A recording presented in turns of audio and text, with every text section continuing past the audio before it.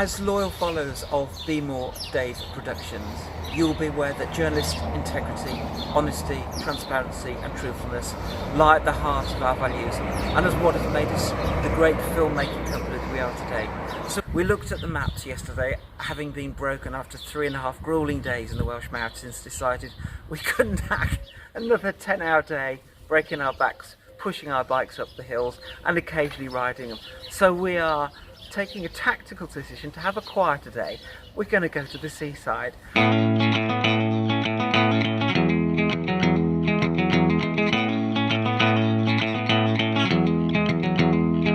Stopped off near a local lake for a bit of coffee and a cup of tea.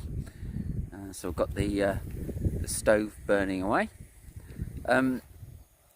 My ribs seem to be healing well. It only really hurt when I laugh, but thankfully spending the day with Dave, so should be all right. And we'll catch up with you later.